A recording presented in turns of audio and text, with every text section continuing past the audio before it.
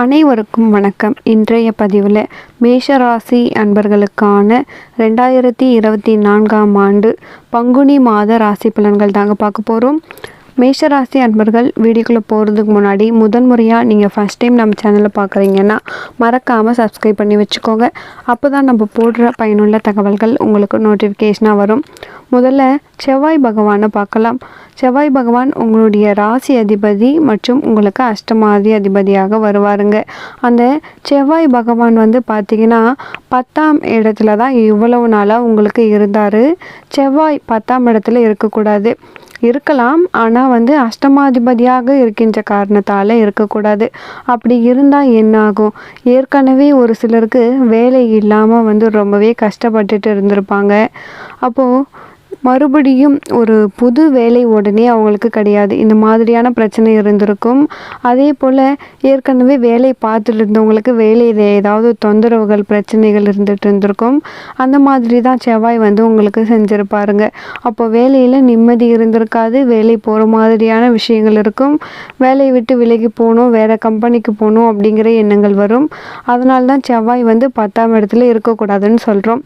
இப்போது செவ்வாய் பங்குனி மாதம் 1ஆம் தேதியே பார்த்தீங்கன்னா 10ஆம் இடத்தை விட்டு 11ஆம் இடத்துக்கு போகிறாருங்க.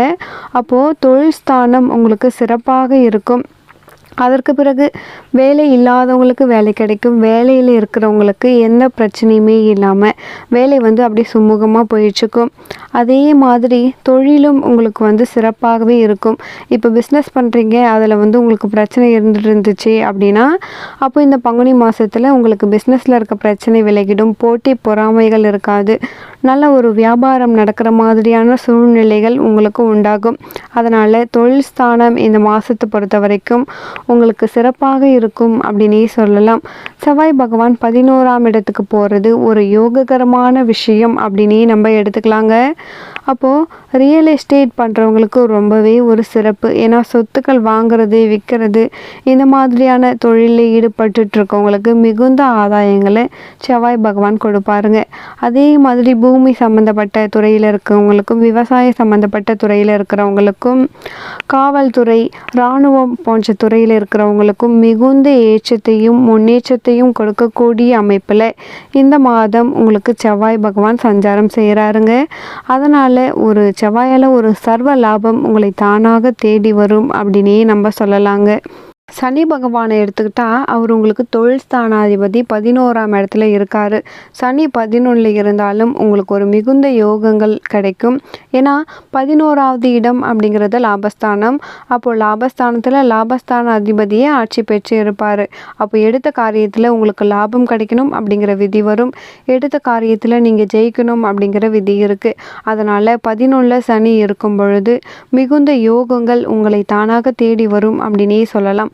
முக்கியமாக இந்த இரும்பு சம்மந்தப்பட்ட துறையில் இருக்கிறவங்களுக்கு, இன்ஜினியரிங் சார்ந்த துறையில் இருக்கிறவங்களுக்கு, ஃபைனான்ஸ் துறையில் இருக்கிறவங்களுக்கு மிகுந்த முன்னேற்றத்தை அந்த சனி பகவான் கொடுப்பார் அப்படின்னே நம்ம சொல்லலாம். அதே மாதிரி 11ஆம் அதிபதி எப்பயுமே ஆட்சி பெற்று இருந்தாங்க அப்படின்னா பிரிந்தவர்கள் ஒன்று கூடுவார்கள் அப்படின்னும் நம்ம எடுத்துக்கலாம். அதாவது இப்போ மேஷராசியை பொறுத்தளவுக்கு கடந்த காலத்தில் ஒரு சில கணவன் மனைவிக்குள்ள கருத்து வேறுபாடுகள் இருந்திருக்கும்.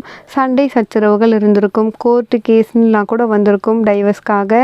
அப்போது ஆனால் இந்த சனி என்ன பண்ணுவார்னு பார்த்தோம்னா அப்படி பிரிஞ்சு போகிற கணவன் மனைவியை கூட மீண்டும் ஒன்று சேர்க்கக்கூடிய வாய்ப்புகளை உருவாக்குவாருங்க.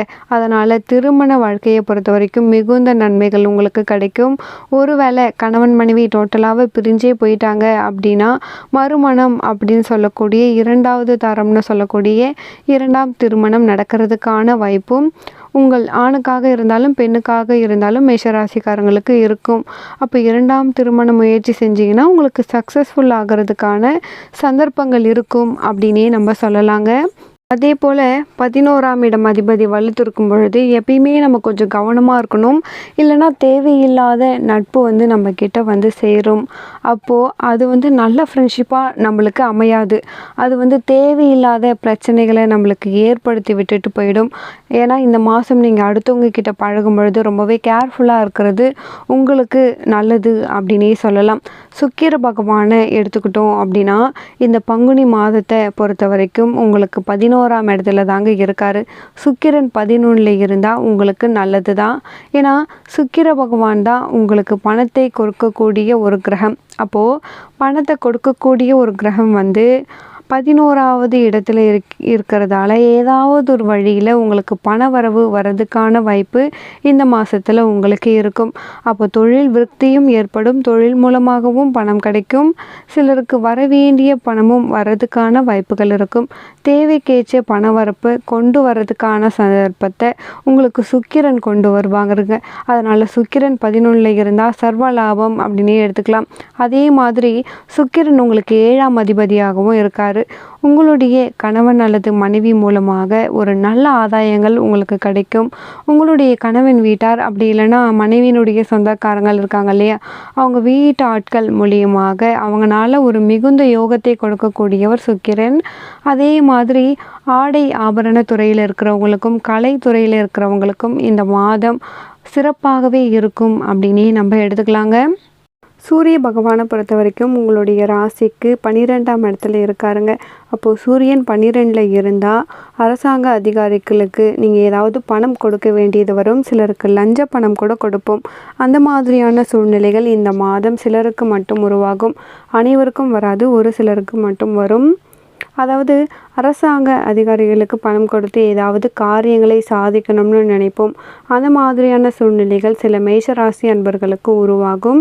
ஒரு சில மேஷராசி அன்பர்களுக்கு தந்தை வழி உறவுக்காரங்கள் இருக்காங்க இல்லையா, அவங்களால ஏதாவது செலவுகளும் மருத்துவ செலவுகளும் வர்றதுக்கான வாய்ப்பு இந்த மாதத்தில் இருக்குதுங்க. சிலருக்கு பெற்ற பிள்ளைகள்னால கொஞ்சம் செலவுகள் ஏற்படுறதுக்கான சந்தர்ப்ப வாய்ப்புகள் ஓரளவுக்கு இருக்குது அப்படின்னே சொல்லலாம். புத பகவானை எடுத்துக்கிட்டோம் அப்படின்னா உங்களுக்கு 3 மற்றும் 6 கூடியவர். அவர் 12ஆம் இடத்துல சஞ்சாரம் செய்கிறாரு. பொதுவாக 12ஆம் இடத்துல புதன் சஞ்சாரம் செய்தாலுமே கூட உங்களுக்கு உடல்நிலையில் ஏதாவது ஒரு விதத்தில் பாதிக்கிறதுக்கான வாய்ப்புகள் இருக்குங்க. அப்போது கொஞ்சம் மருத்துவ செலவுகள் இந்த மாதம் வந்து போகிறதுக்கான வாய்ப்புகள் உங்களுக்கு இருக்குது. மருத்துவ செலவுகள் வரும் அப்படின்னாலும் பெரிய நோய் நொடி வர்றதுக்கான வாய்ப்பு இல்லை. யாராவது சளி இருமல் காய்ச்சல் இது மாதிரி வரும். ஒரு சிலருக்கு தோலில் அலர்ஜி வருது, அந்த மாதிரி நரம்பு சம்பந்தப்பட்ட கோளாறுகள் வருது. இந்த மாதிரியான பிரச்சனைகள் சிறு சிறு பிரச்சனைகள் வர்றதுக்கான வாய்ப்புகள் மட்டும் கொஞ்சம் இருக்குது. ராகு பகவானை பொறுத்த வரைக்கும் உங்களுக்கு 10ஆம் இடத்துல இருக்கார். ராகு 12ல் இருக்கார். அப்போது ராகு வந்து பார்த்திங்கன்னா 12ஆம் இடத்துல இருந்தால் அவர் வந்து உங்களுக்கு கொஞ்சம் விரயத்தை கொடுப்பாருங்க. அப்போது விரயம் அப்படின்னா கொஞ்சம் செலவு, அவ்வளோதான். அதே மாதிரி ராகு 12ஆம் இடத்துல இருக்கும் பொழுது சிலருக்கு சரியான அயன சயன போகம் இருக்காது, அதாவது சரியான தூக்கம் இருக்காது, அதிகமான அலைச்சல் திருச்சல் மட்டும் இருக்கிறதுக்கான வாய்ப்பு இருக்குது. கேதுவை பொறுத்த வரைக்கும் உங்களுக்கு 6ஆம் இடத்துல இருக்கார். 6ல் கேது இருந்தால் ஒரு சிலருக்கு சூடு சம்மந்தப்பட்ட நோய்கள் வரும். இந்த பருவு கொப்பளங்கள் இந்த மாதிரியான பிரச்சனைகள், இல்லைனா பல்லு வலி கண்ணு வலி இதை மாதிரியான உடல் உபாதைகள் வர்றதுக்கான வாய்ப்புகள் சிலருக்கு மட்டும் இருக்கும். மற்றபடி அடுத்து நம்ம குருவை எடுத்துக்குவோம். குரு வந்து உங்களுடைய ராசியில் இப்போ இருக்காருங்க.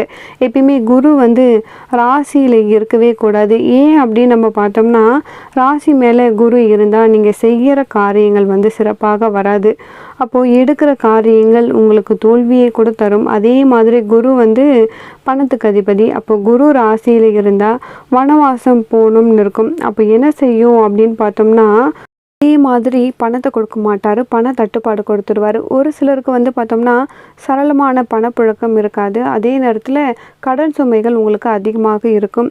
ஏப்ரல் மாதம் கடைசியில் தான் வந்து உங்களுடைய ராசியை விட்டு விலகிறாருங்க. அது வரைக்கும் கொஞ்சம் பொருளாதார தட்டுப்பாடு கொஞ்சம் இருக்கத்தான் செய்யும். கொஞ்சம் நீங்கள் சமாளிச்சுக்கலாம். அதற்கு பிறகு குரு மாறிட்டாரு அப்படின்னா பொருளாதாரத்துலேயும் தொழிலும் எந்தவித பிரச்சனையும் வராது. அதற்கு பிறகு உங்களுக்கு ஃபுல் அண்ட் ஃபுல்லாகவே ரொம்பவே சிறப்பாக இருக்கும் அப்படின்னே நம்ம எடுத்துக்கலாம். ஆக பங்குனி மாத கிரக நிலைகள் பொறுத்த வரைக்கும் மேஷராசி அன்பர்களுக்கு முக்கியமாக ஓரளவுக்கு கிரக நிலைகள் எல்லாமே உங்களுக்கு சாதகமாக தாங்க இருக்குது. மற்றபடி உங்களுக்கு எந்த பெரிய பிரச்சனைகளும் இல்லை. மேலும் உங்கள் வாழ்க்கையில் நீங்கள் சீரும் சிறப்புமாக வாழ நானும் இறைவனை பிரார்த்திக்கிறேன். இந்த பதிவு உங்களுக்கு பிடிச்சிருந்தால் மறக்காமல் நம்ம சேனலை சப்ஸ்கிரைப் பண்ணிக்கோங்க. நன்றி.